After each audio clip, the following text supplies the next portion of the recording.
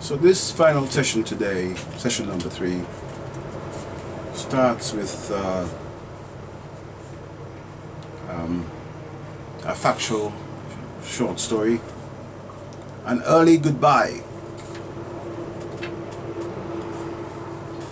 A photograph of the cross hanging on the wall with a long sentence written underneath at the bottom.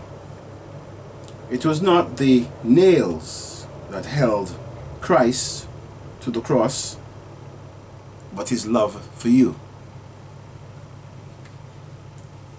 He stood in the corridor patiently waiting to be transported to Long Island, New York. A sense of peace enveloped him. He could not at that moment relate the fund-raising dinner he was attending to what was presently impacting him visually. He sat at the back of the van at a 1970 Chevy. In fact, it was assumed that the car trailing was driven by executive director with the cabaret artists and family in the passenger seats. He remained detached throughout the whole journey.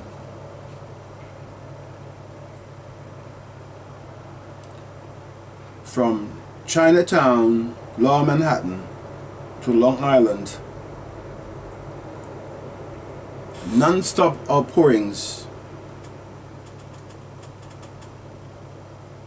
from head of security in particular exposed him orally, A-U-R-A-L-L-Y. The main topic of conversation was the sights. A spectacular night display of Brooklyn. He had never been to Brooklyn. Some of the residents, co-passengers, including head of security at the mission were former Brooklynites. They vocalized a tourist guide or tourist guide's view of the area as the Chevy traversed it. The Radisson Plaza Hotel was easier to find than the driver.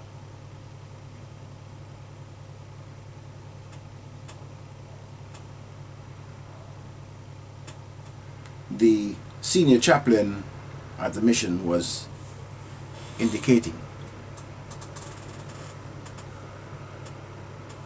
As they trooped in, the executive director was already there to greet them and inform them he was ahead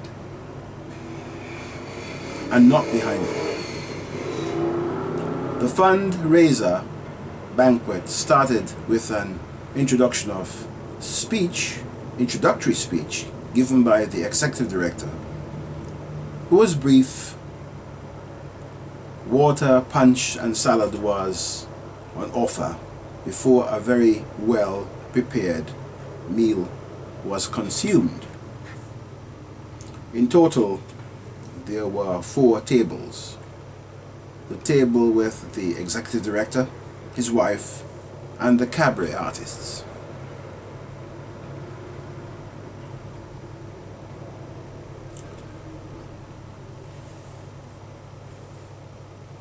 Was seating 7.